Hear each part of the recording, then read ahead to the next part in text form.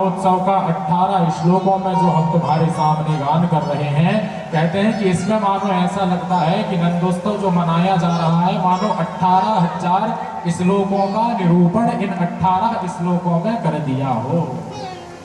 कहते हैं परीक्षित, नंद भवन में लाला का जन्म नहीं हुआ, बल्कि मूर्तिमान आनंद ही आज मानो बाल रूप में नंद भवन में प्रकट हो गया। कल हमने भी मनाया ना, तो क्या कहा? नंद घर क्या हुआ? आनंद भयो।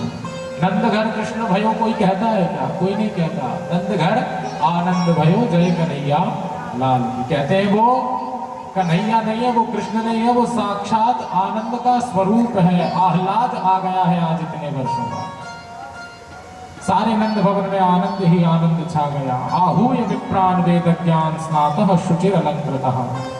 कहते हैं कि नंद बाबा ने ब्राह्मणों को बुलाया और ब्राह्मणों से निवेदन किया कि हे ब्राह्मण देवता, वाचयित्वा स्वस्त्ययनम जात कर्मात् मजस्य वै।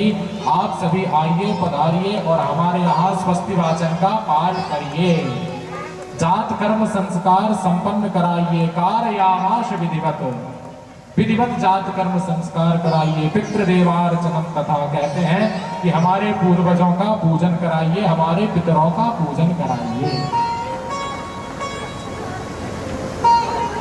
हमारे यहाँ ये नियम है कि जब भी हम कोई सत्कर्म करते हैं, जब भी हम कोई अच्छा कार्य करते हैं, तो हमारे यहाँ पितरों का पूजन किया जाता है, हमारे यहाँ पूर्वजों का पूजन किया जाता है। क्यों? क्योंकि शास्त्र कहते हैं कि यदि हमारे घर में संपत्ति और हमारे घर में यदि संतति की वृद्धि हो रही है, तो वह हमारे पूर्वजों की कृपा से होती है। आपके घर में यदि खूब धन है, आपके घर में यदि धन रुक रहा है, तो आप ये जान लो कि आपके ऊपर पितरों की बहुत कृपा है।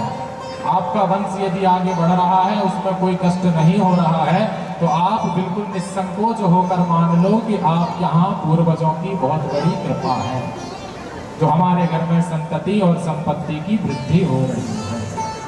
तो जैसे ही ब्राह्मण आए, तो ब्राह्मणों से निवेदन किया नंद बाबा ने कि स्वस्ति वाचन